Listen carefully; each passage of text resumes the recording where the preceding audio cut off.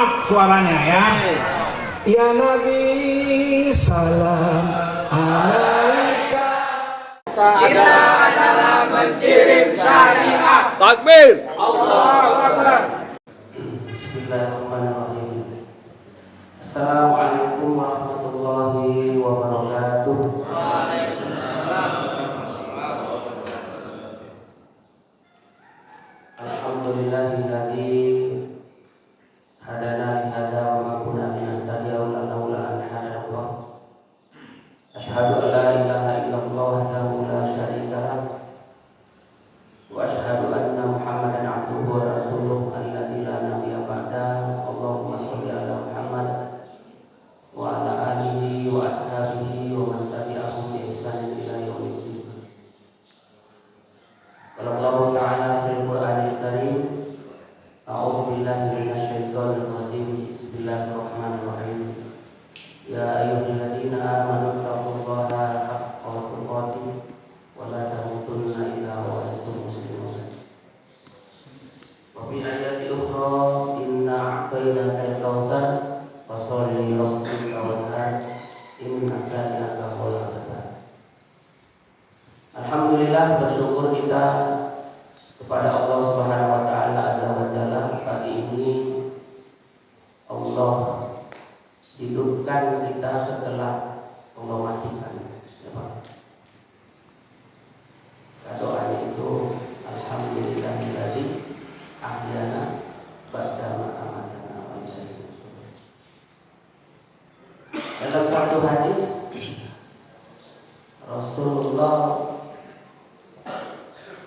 pernah mengatakan, barang siapa yang bangun pagi kemudian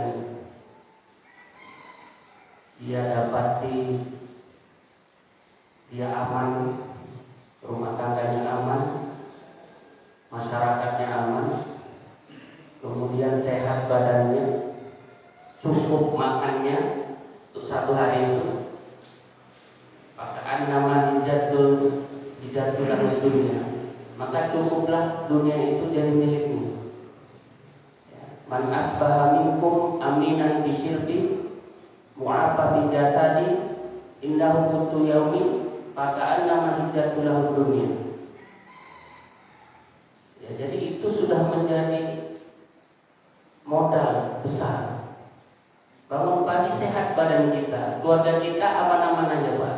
Alhamdulillah, itu sudah cukup Pak. Dan itu wajib kita syukuri. Nah, di sini ada Ustaz Basori, ada Pak Slamet, senior saya, Ustaz Fatih. Ya, alhamdulillah. Ya, mudah-mudahan Allah Subhanahu wa taala dengan rasa syukur kita, Allah Subhanahu wa taala terus melimpahkan rahmat kepada kita. Amin ya rabbal alamin. Selanjutnya salawat kepada Nabi besar Nabi Muhammad sallallahu alaihi wasallam. Semoga ya kita berharap syafaatnya dapat kita peroleh di masyarakat. Dan Allah yang mengatakan itu, laqad kana lakum bi Rasulillahi uswatun hasanah, bahwa di dalam diri Rasul itu ada uswah, ada contoh yang baik. Memang jauh Pak kita tertinggal dan meninggalkan Rasul itu jauh sekali. Paling ada 3 generasi yang dianggap dekat ya, dan dianggap generasi terbaik. Dan itu Nabi juga yang mengatakan, khairun nas qarni tsumma alladziina yalunahum tsumma alladziina yalunahum. Bahwa ada sebaik-baik manusia itu di masaku, kata Nabi. Kemudian setelahnya tabi'in. Kemudian sesudahnya lagi tabi'in. Artinya memang jarak kita sangat jauh sekali. Sudah 1400 lebih kita ditinggal oleh Rasulullah sallallahu alaihi wasallam. Namun pun ya tidak terputus rahmat itu. Kata Rasul ketika berkumpul seperti ini, Pak, aku rindu sama sahabatku. Sahabat waktu itu tengok-tengokan juga, tapi kamu ada di sini ya Rasul.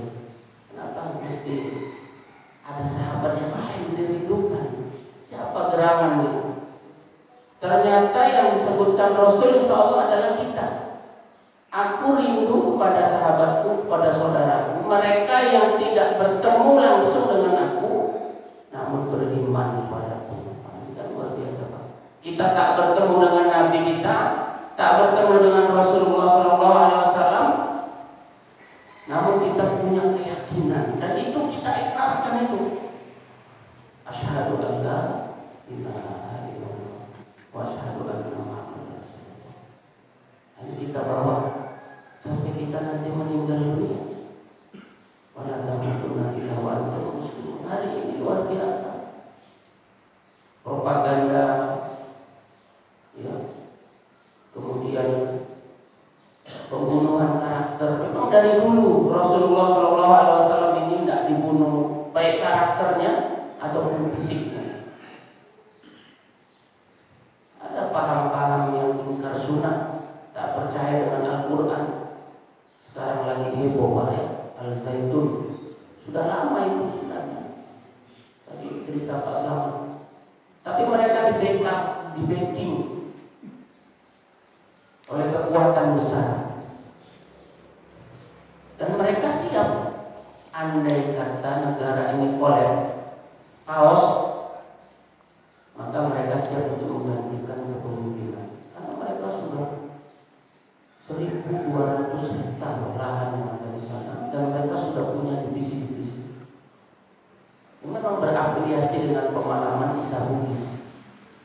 Saya lama ikut pengajian Isa Bugis. Memang saya pelajari betul, ya, mereka sangat tidak percaya dengan hadis Rasulullah SAW.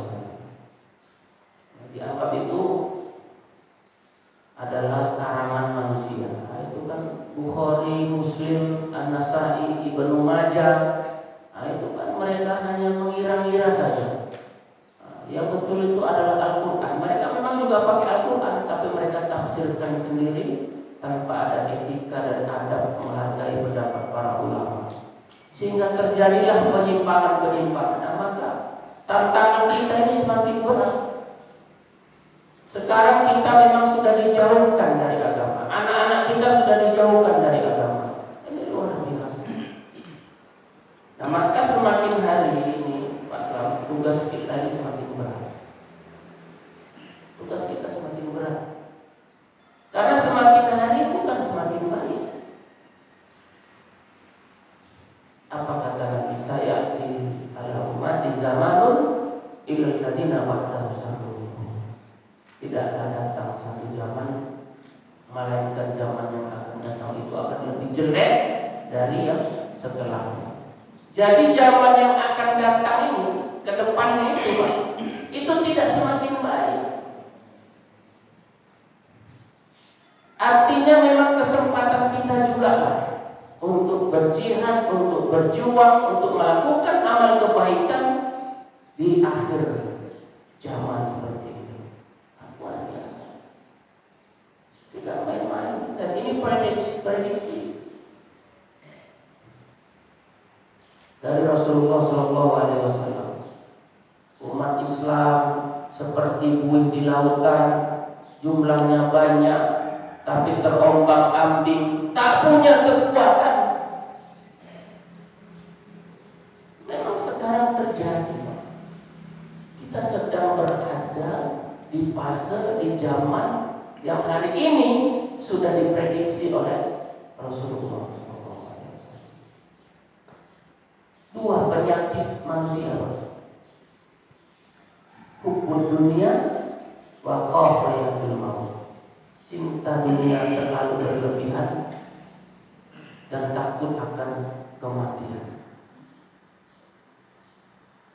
Kata Allah di dalam surat Al-A'raf, ya, walau syi'na la rafa'na biha.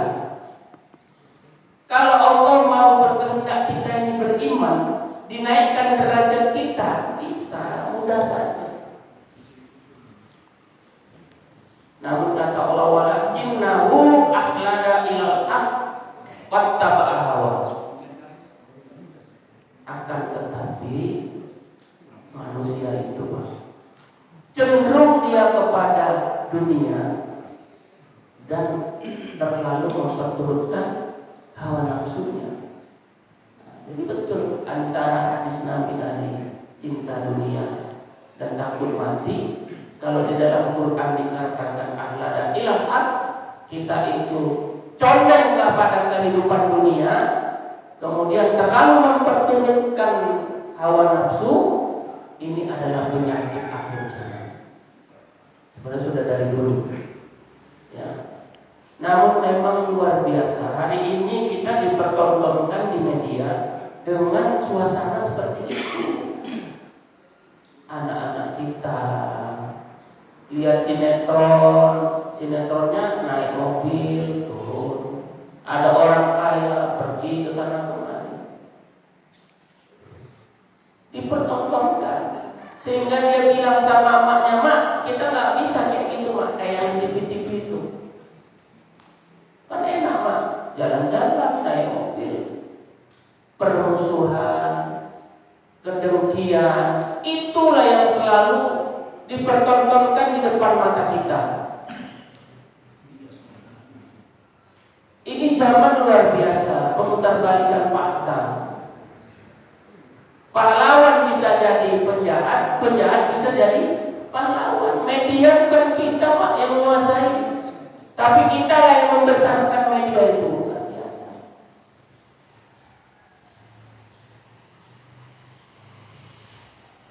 Jadi media itu, biar kita tahu dan paham, dia mendapat uang, mendapat dana karena rating orang yang melihat acara itu meningkat, sehingga sponsor pun datang dan situlah dia uang. Siapa yang terbanyak umatnya di Indonesia ini orangnya orang Islam, dan banyak orang Islam yang menonton itu. Itu artinya juga kita membesarkan mereka secara tidak langsung ya Pak. Saya tidak mengatakan bahwa televisi itu negatif, tidak. Tapi hendaknya kita bisa memfilter itu. Ya, kita hendaknya bisa, karena media bukan kita yang punya. RCTI, apalagi TPI, News TV, itu satu Pak orangnya. Haritano, dia yang punya media itu. Kita lah yang membesarkan, kita yang memberi uang kepada mereka. Kemudian yang dipertontonkan itu masalahnya, itu yang jadi masalah. Nah inilah maksud saya tadi, kita sudah lagi menghadapi akhir zaman. Kemudian kita dihadapkan oleh situasi yang memang situasi itu tidak menguntungkan.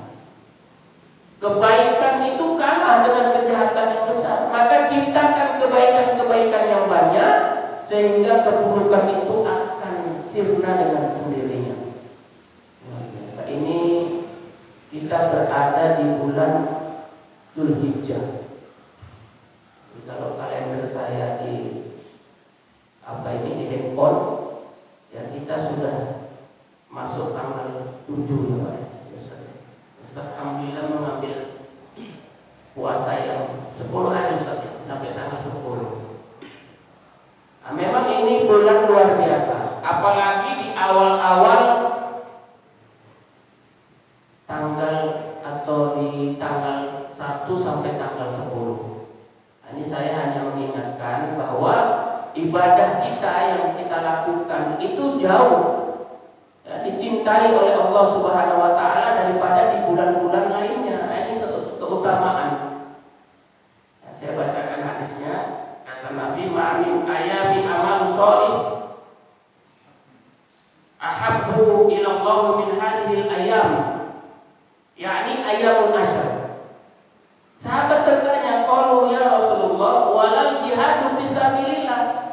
Kata Rasul, "Qala wala jihadu fisabilillah ila rajulun kharaja bin nafsi wa malihi falam yarji min dzalika bisyai." Kata Nabi, tidak ada satu amal soleh yang lebih dicintai oleh Allah melebihi amal soleh yang dilakukan pada hari ini. Nah ini Pak, pas lain. Hari ini maksudnya yakni Yaumul Asyar, tanggal 1 sampai tanggal 10. Kemudian sahabat bertanya, ya sama lah seperti kita ini.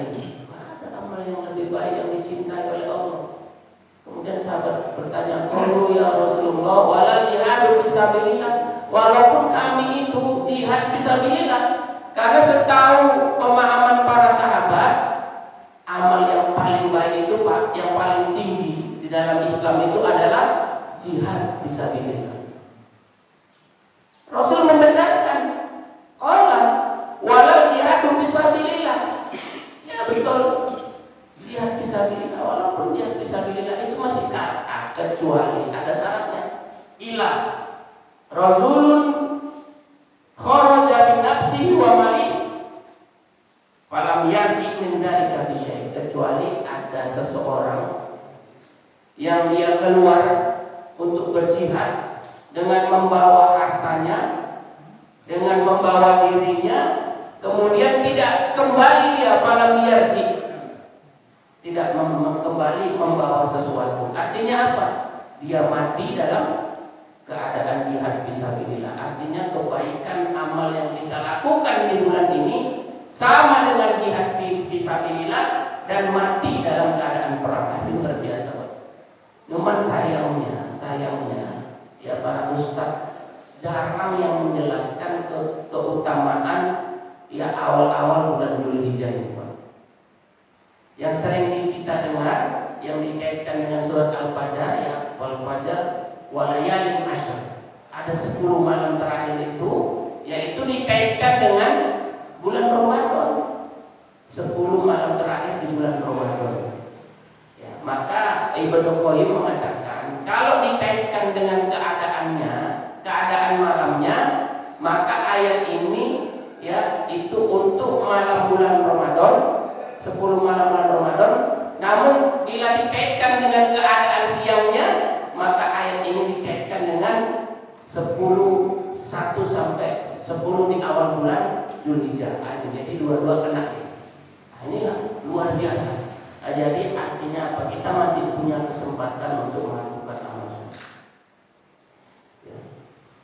Baik Bapak sekalian jemaah yang dirahmati Allah Subhanahu wa taala, kalau kita ingat tentang atau berada di bulan Dzulhijjah ini, tentu kita ingat pada satu keadaan dan sejarah yang luar biasa. Apa itu? Sejarah Nabi Ibrahim alaihissalam. Saya akan coba mengulas Pak sedikit ya hikmah tentang sejarah yang sangat luar biasa. Karena Rasulullah SAW itu masih satu nasab ya, satu keturunan, masih keturunan daripada Nabi Ibrahim, dari jalurnya Nabi Ismail alaihissalam. Maka kenapa Ibrahim alaihissalam Nabi kita ya itu digandengkan ketika kita duduk di antara dua sujud, maka kita akan berselawat juga membawa nama Nabi Ibrahim alaihissalam. Karena ini adalah sesuatu yang sangat luar biasa. Ya, ini adalah satu keadaan di mana tidak terlepas. Ya, ada dakwah yang nyambel dia, tidak bising-bising. Ada ketemu antara dakwah Ibrahim alaihissalam dengan dakwah Rasulullah SAW. Saya buat catatan sedikit ya, bahwa Nabi Ibrahim, kenapa dia dijuluki Nabi yang ulul azmi, bapak tauhid. Dia adalah seorang nabi yang punya keyakinan yang begitu kuat, dan keyakinan itu dia peroleh dalam sebuah pencarian, dalam sebuah dialog, ada kontemplasi pemikiran di dalam dirinya tentang ketuhanan, ada renungan. Dia berdialog dengan orang tua, berdialog dengan masyarakatnya, bahkan dia berdialog dengan Allah Subhanahu wa taala. Jadi Pak, ini kita lahir ini kan sudah begini ya, Pak ya. Saya karena orang tua saya Muslim, Islam, kemudian Allah takdirkan kita lahir di sini dalam keadaan Islam. Tidak dalam proses dialog pencarian, nggak ada. Beda dengan Nabi Ibrahim. Nabi Ibrahim itu dia dilahirkan yang bapaknya itu tukang pembuat batu. bapaknya ajar. Dalam satu riwayat, ya, kalau kita baca tafsir Ibnu Katsir, nama bapaknya Tariq. Ya terserah kita mau pakai yang mana. Namun bukan itu substansinya. Yang jelas Nabi Ibrahim tidak dilahirkan dari keturunan sebagai seorang muslim, orang tuanya. Namun ada proses pencarian. Siapa sebenarnya Tuhan ini? Aku hidup ini untuk apa? Kenapa orang itu menyembah berhala? Apa yang disembah? Kok aneh ya? Berhala dibuat, bapakku yang buat, tapi orang itu yang nyembah. Ini luar biasa. Ada kegelisahan, Pak. Ada perang di dalam hatinya itu. Dia mau mencari. Nah, ini sebenarnya satu pelajaran penting juga buat kita. Bahwa sesungguhnya kita disuruh juga berpikir. Untuk apa aku hidup ini sebenarnya dari mana? Untuk apa dan mau kemana? Ya kan Pak? Setelah kita hidup di dunia ini, untuk apa kita dihidupkan oleh Allah? Dan Allah itu memang sudah jelaskan dalam surat Al-Jariyah ayat 56. Bismillahirrahmanirrahim. Wa ma khalaqtul jinna wal insa illa liya'budun. Dan tidaklah aku jadikan jin dan manusia melainkan untuk menyembahku. Coba kita balik-balik ayat ini. Coba, wa ma khalaqtul jinna, dan tidaklah aku jadikan, tidaklah aku ciptakan, tidaklah aku hidupkan. Nah, gitu Pak. Ayatnya aja coba dibalik-balik. Supaya merenung kita.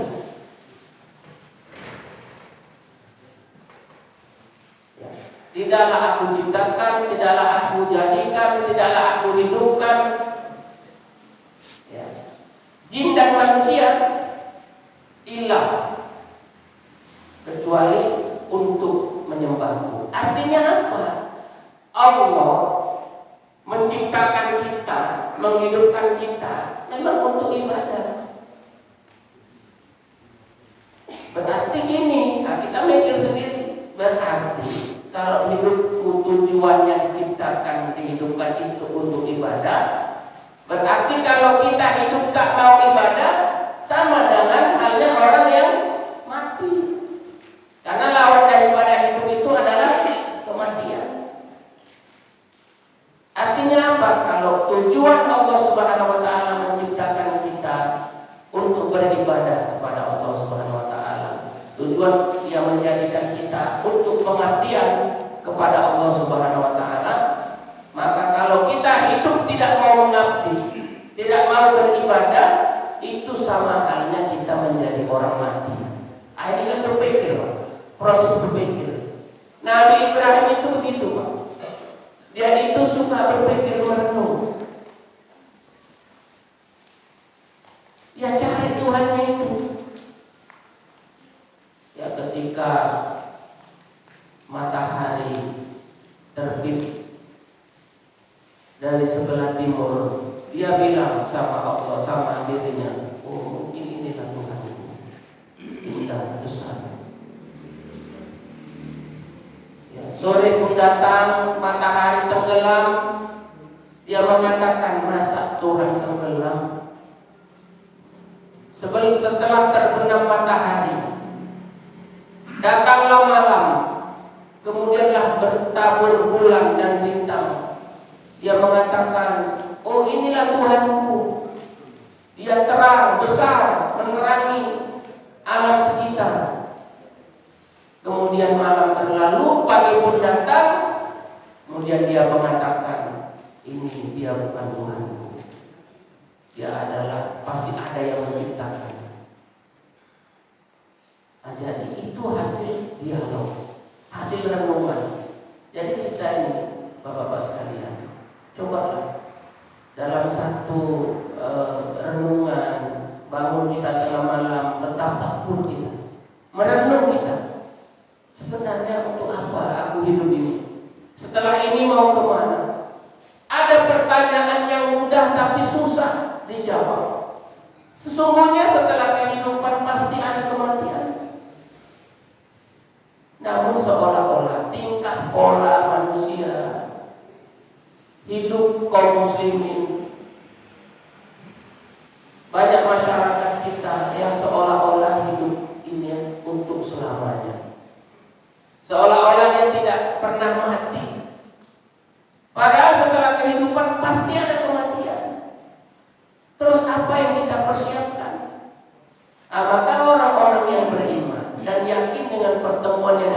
Allah itu adalah orang yang cerdas. Orang yang pintar itu bukan profesor, doktor. Namun orang yang memikirkan apa yang ada di dalam kuburan dan apa yang ada di balik kuburan, itu orang cerdas. Dia hidup tidak hanya di dunia, ada kehidupan setelah kematian, ada dialog, ada kontemplasi pemikiran, ada tafakur. Apalah ta'qilun, apalah tatafakkarun, apalah tatadakkarun. Bolak-balik Allah sebutkan itu di dalam Al-Quran. Itu menunjukkan bahwa kita itu suruh berpikir. Gunakan pikiran kita. Sebagaimana Nabi Ibrahim juga menggunakan pikirannya. Tapi rasionalitas dan akalnya itu tidak boleh mengalahkan wahyu dari Allah Subhanahu wa taala. Jadi akal kita ini pun ada batasnya. Tak boleh. Kalau sudah begitu syariatnya ya begitu. Terbukti kan ketika Ibrahim mendapat mimpi balama balagha ma'ahu sa'ya, ketika usianya sudah bersamai, bisa membersamai, ya, Ibrahim berkata kepada anaknya, ya bunayya ini arafil manam abbahu kafandur majatau. Aku bermimpi agar Allah Subhanahu wa taala agar aku menyembelihmu. Diajak dialog juga. Jadi antara anak dan ayah dan anak, ya, bapak anak ini selalu berdialog. Kita itu nggak di rumah ini. Sama anak itu harus dialog. Nah, nanti habis ini mau kemana? Mau melanjutkan kemana? Jangan diam-diam. Budayakan budaya diskusi, pakai argumentasi, jangan pakai emosi. Pak, sekarang kita ini banyak kali orang kalau sudah kalah debat marah-marah, emosi, nggak pakai data, nggak pakai argumentasi, pakai perasaan, nggak bisa. Ini zamannya zaman sudah terbuka, ada jejak digital. Kita buka hadis nomor sekian sudah ada di handphone kita, sudah terbuka. Ajak dialog. Nah, begitulah kebiasaan, ya, Nabi Ibrahim ketika diberitahukan oleh Ibrahim tentang wahyu yang diturunkan kepadanya untuk menyembelih Ismail. Apa Ibrahim itu menentang? Ibrahim itu orang yang paling rasional. Ibrahim itu orang yang paling menggunakan akalnya. Tapi begitu wahyu turun, kalah akalnya itu dengan wahyu. Hari ini Pak, luar biasa. Orang-orang liberalis, ya, orang-orang pluralisme yang selalu menggunakan akalnya, sehingga wahyu itu ditangkangi. Banyak Pak, nggak cocok ini.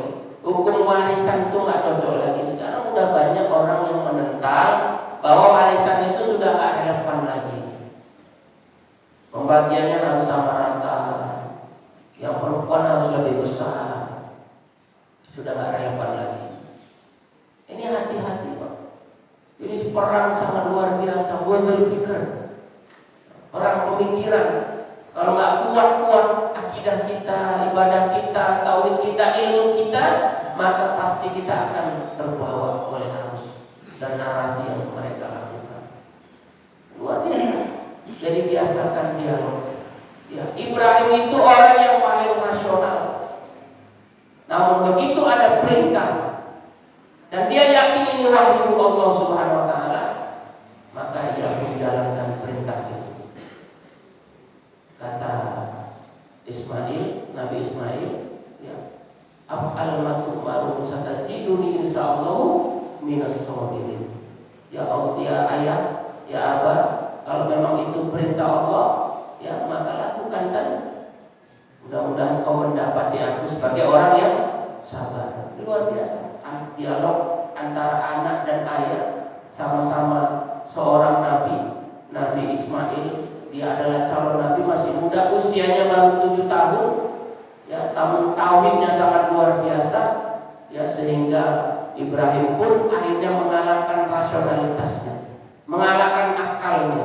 Dia pergi untuk menyembelih Ismail, walaupun pada akhirnya diganti oleh kibas. Maka dari situlah awal ibadah kurban dalam konteks sejarah Nabi Ibrahim. Walaupun kurban sudah lama, sejak zaman Nabi Adam itu sudah ada. Jadi itulah Ibrahim yang dapat kita ambil pelajarannya. Dia orang yang menggunakan akalnya, selalu berpikir, tapi juga menggunakan hatinya. Ya, intellectual question, kalau dalam bahasanya ada Jinanjar Agustian. Kemudian ada emotional question dan ada spiritual question. Jadi ESG. Nah itu dia. Jadi ada spiritualnya juga. Jadi akal digunakan, hati, ya, kemudian kecerdasan, rasionalitas bercampurlah di situ. Namun ketika wahyu itu datang, jangan kita bilang Quran tak cocok lagi. Nah, ini yang bahaya. Nggak cocok ini. Zaman sudah berubah. Akhirnya kita pun ingkar kepada Al-Quran. Al-Quran itu sudah dibacakan kepada kita. Itu adalah sejarah yang sangat luar biasa. Ya, nanti Allah tanya itu, apa kalian dulu nggak pernah dibacakan kitab? Alam takun ayatin tutla alaikum wa kuntum biha tukadzibun. Dibacakan kitab namun kita mendustakan isinya itu. Kita dustakan sejarahnya itu. Kita tak mau taat kepada Allah Subhanahu wa taala. Pintar pun kita, profesor, doktor, sarjana kita dari luar negeri, jangan sampai kita itu mengangkangi ataupun mengalahkan akal kita itu terhadap Al-Quran. Tidak ada apa-apanya akal kita ini, Pak. Tidak ada apa-apanya. Kita pun nggak tahu di mana akal kita. Ada yang tahu di mana akal kita dia? Tidak ngerti kita. Namun orang sekarang lebih mengutamakan. Itulah pelajaran penting dari Ibrahim. Kemudian yang terakhir, ini ada sesuatu pelajaran yang sangat berharga. Ibrahim itu, Pak, Nabi Ibrahim itu tidak mementingkan dirinya sendiri. Nah, nanti coba baca doa-doa yang dia panjatkan kepada Allah. Rabbi habli minas sholihin, Rabbi ja'alni baladan amin. Ya Allah, ya karuniakan aku anak yang soleh, negeri yang aman. Dia nggak mementingkan diri sendiri, Pak. Kita juga begitu. Kalau Pak Selamat untuk dirinya sendiri sudah selesai nih, la khaufun 'alaihim wa la hum yahzanun. Orang beriman itu tak terlalu khawatir terhadap masa depannya. Tak khawatir tidak, Pak. Cukuplah kalau untuk makan keluarga. Wa la hum yahzanun, dan nggak terlalu bersedih terhadap masa lalunya. Itu kita, Pak, orang beriman. Namun kalau cerita tentang anak cucu, tentang keadaan negeri, bangsa kita yang ngeri-ngeri sedap ini, nggak boleh kita berpikir kayak gitu. Itu namanya sudah ego. Maka Ibrahim itu, Nabi Ibrahim didoakan, negerinya didoakan baladan aminah, dan terbukti Mekah yang didoakan itu memang betul-betul aman sampai akhir zaman. Turun dikasih Allah rezeki, banyak buah-buahan tak datang dari mana aja. Itu berkah daripada doa Nabi Ibrahim. Kita juga seperti itu hari ini. Kalau untuk kita selesailah kita. Namun untuk anak cucu kita, untuk bangsa kita, untuk negara kita, kata Allah, baca surat An-Nisa ayat 9. Apa kata Allah? Wal yasal ladina lam ta'aku min qalbihim juratan li'afan khafu alaihim falyattaqullaha wal yaqulu qawlan sadida.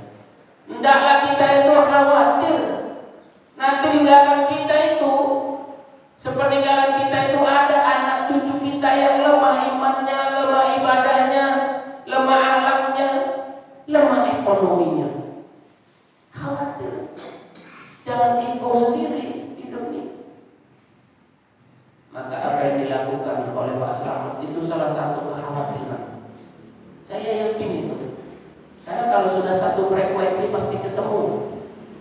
Ada kekhawatiran bagaimana lah anak-anaknya. Kita lihatlah daerah kita ini. Kemana orang Islamnya? Karena mereka akan menggantikan kita, itu Allah sebutkan dalam surat Maryam ayat 29.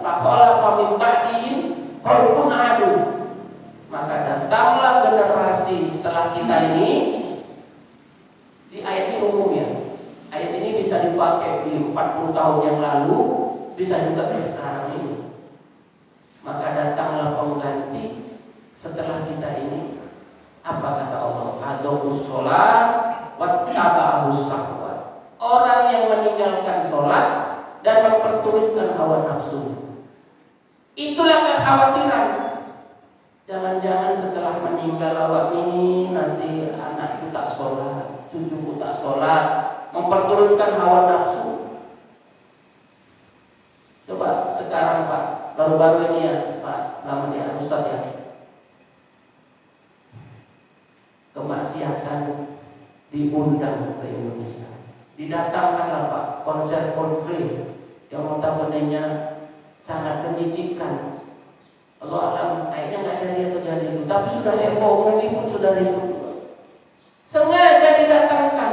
Cobalah kemaksiatan didatangkan ke Indonesia. Tak pun didatangkan ke banyak kali pula di sini. Mau lah datangkan lagi, capek lagi tak kan? Laki suka sama laki, budayanya kaum Nabi Lut. Perempuan suka sama perempuan, dipertontonkan. Ayam aja pun tak suka sama ayam laki-laki, Pak, ayam laki-laki. Kambing, mana pernah kambing itu kawin sama kambing laki-laki? Tak pernah. Tak ada perempuan, kambing perempuan suka sama kambing perempuan, tak ada. Itu binatang Pak, naluri.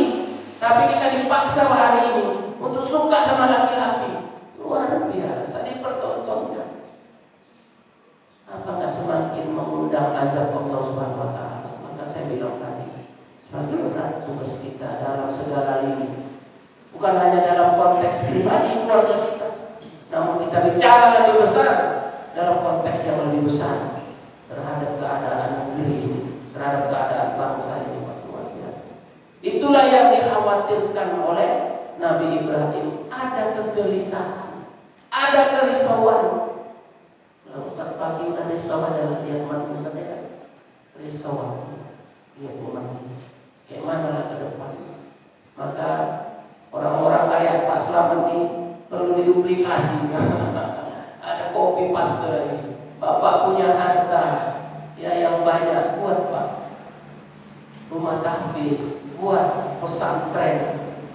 Ya. Namun tentunya ya kita harus juga melihat realita dunia bahwa hari ini tidak hanya cukup ilmu di pesantren, ya, namun kita juga harus menguasai ilmu-ilmu yang lain, Pak. Anak kita kalau bisa menguasai ilmu komputer, ya, ilmu akuntansi, supaya mereka tahu dan bersaing. Ini luar biasa peperangan hari ini. Kita ini kan memang ini ilmu bil arti khalifah, dijadikan khalifah. Memang betul Pak, hari ini orang bisa kita manfaatkan orang-orang kafir itu untuk melakukan apa yang sudah kita buat, dia membantu dan sebagainya. Namun kalau kita mau bicara jujur dalam konteks dunia global hari ini, umat Islam tidak mengambil peranan. Jujur saya katakan, kita tertinggal. Maka ambil bagian itu juga. Maka sekarang ada pesantren yang tidak hanya tahfiz Quran, dia belajar buat komputer, dia belajar ilmu-ilmu yang lain, disiplin ilmu yang lain. Karena memang itu budaya kita Pak dari dulu. Al-Jabar, Al-Kindi, kemudian siapa lagi? Ibnu Sina, kedokteran, ambil Pak. Ya, supaya anak-anak kita ini ikut mengambil bagian itu. Sekarang bagian ini diambil oleh mereka, sehingga mereka yang menguasai dunia ini. Dan satu universitas, sekolah komputer, sekolah calon pemimpin yang dibuat oleh Luhut bin Sarpanjaitan di Siborong-borong sana.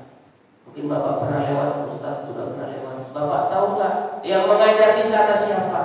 Itu dosen-dosen dari Universitas Indonesia, dosen-dosen dari UGM, universitas terkenal, para jenderal hadir mereka di sana, di bawah. Inilah calon pemimpin. Orang itu Pak yang menguasai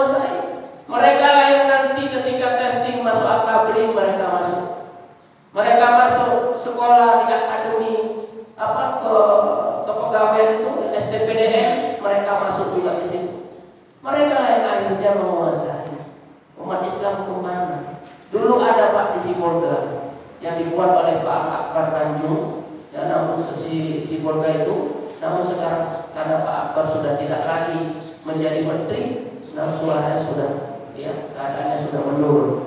Inilah calon-calon pemimpin bersaing Pak kita di pasar global. Kemarin anak saya dari 43.800 cuma 6% yang diterima di Universitas Negeri Jakarta. Ya, sangat ketat Pak untuk jadi calon pemimpin itu. Namun tentu anak-anak kita ini sudah dibekali ilmu Qur'annya, tauhidnya, sudah dibekali di awal supaya dia tidak terpengaruh oleh keadaan zaman. Kalau ini kita biarkan begitu saja, maka tentu kita tidak ambil peran dan kita tidak bisa menjadi khalifah, tidak bisa jadi pemimpin. Semua keputusan secara global dunia ini itu bukan keputusan kita. Ada kekuatan besar, ada Amerika, ada Cina, ya. Itu Pak. Jadi kita berpikir itu sudah luas. Ibrahim itu dia berpikirnya luas. Memang Quran mengatakannya seperti itu, kayaknya simpel kali ya. Tidak begitu, kan nggak mungkin diceritakan detail dalam Quran. Namun semangat kemanusiaannya, semangat tauhidnya, semangat dia memimpin dunia itu yang kita ambil, semangatnya itu. Nah, inilah satu pelajaran penting. Ada kerisauan, ada kegelisahan di dalam dari diri kita ini setelah kita ini setidaknya ada generasi. Ya, generasi yang hidup setelah zaman kita ini, ya, yang bisa menggantikan dan meneruskan dakwah kita, perjuangan kita ke depan. Kita ini juga akan mati, ya kan?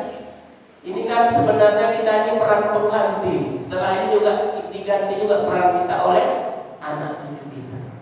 Nah, Ibrahim itu cintanya itu lebih besar kepada Allah daripada yang lainnya. Itulah Ibrahim. Makanya dia dijuluki dengan Khalilullah, kekasih Allah, orang yang dicintai. Kita juga begitu Pak. Jangan sampai cinta kita kepada Allah dikalahkan oleh yang lainnya, tak boleh.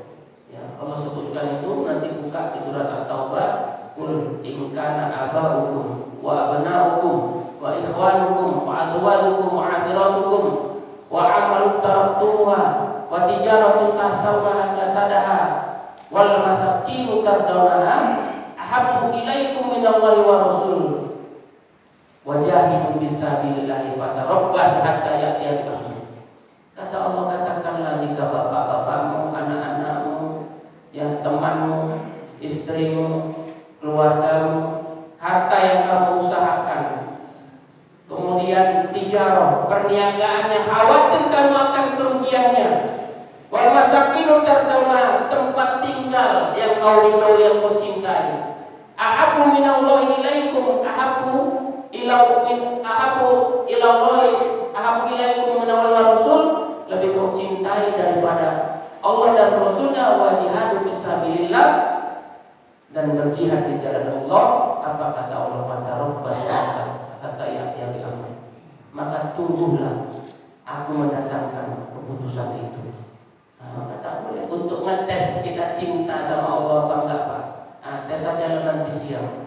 Kalau udah memandang azan, Allahu Akbar, tes saja. Mana lebih mencintai ini? Nonton TV, main catur, minum kopi, apa berangkat ke masjid? Nah, itu ngetes saja. Kalau tak ngajari, tapi tes dulu.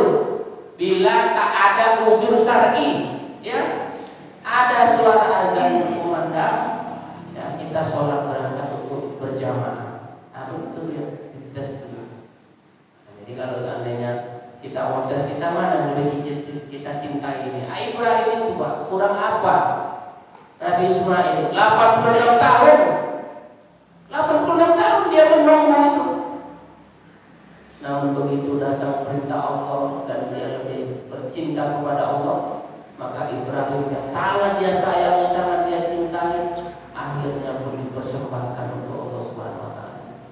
Kalah cintanya kepada Ismail dibanding cintanya dia kepada Allah Subhanahu wa taala. Dia lebih mencintai Allah Subhanahu wa taala. Maka juga ya Ibrahim ini adalah suatu sosok yang sangat luar biasa. Ya, dia termasuk kakek ya uyutnya Nabi kita Muhammad SAW. Ya, sehingga ya dalam sejarah selalulah saja ketika datangnya hari raya Idul Adha pasti ada sejarah yang diceritakan. Sejarah yang paling dekat ya dan yang paling terbukti secara keilmuan adalah sejarah Nabi Ibrahim alaihissalam dan Nabi Ismail alaihissalam. Nah, inilah menjadi satu pelajaran yang mudah-mudahan kita bisa mengambil hikmah dan pelajaran, Pak. Ya, bahwa hidup kita bukan hanya untuk kita, tapi untuk anak cucu kita. Sebagaimana layaknya Ibrahim, dia memikirkan anaknya, memikirkan negerinya, memikirkan keluarganya. Ya, dia itu orang yang visioner, yang punya masa depan yang luas. Ya, pemikirannya sangat luar biasa. Ya, kemudian Ibrahim adalah orang yang pintar, yang cerdas. Ya, akan tetapi kecerdasannya dikalahkan ketika wahyu itu datang. Ya, kemudian ya Ibrahim itu lebih mencintai Allah Subhanahu wa taala ketimbang yang lainnya. Setidaknya kita bisa menyimpulkan di mana posisi kita hari ini. Betul gak kita ini orang yang cinta kepada Allah? Betul gak bahwa kita hari ini orang yang risau, yang gelisah dengan keadaan bangsa kita, negeri kita, anak cucu kita? Ya, risau gak kita kalau kita cuek-cuek aja? Belum sampai ke sana pemikiran kita berarti, belum sampai, nggak satu frekuensi dengan Nabi Ibrahim alaihissalam. Demikian, semoga ada manfaatnya ya. Dan saya ucapkan terima kasih jazakallahu khairan dan minta maaf bila ada penyampaian saya yang hilang dan menyinggung perasaan kita semua yang hadir. Demikian, billahi taufiq wal hidayah. Assalamualaikum warahmatullahi wabarakatuh.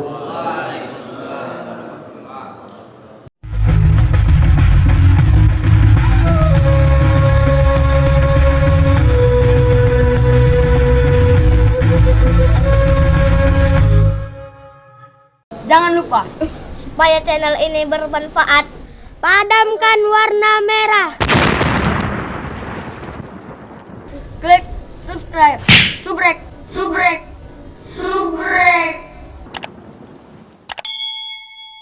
Kalau suka, like.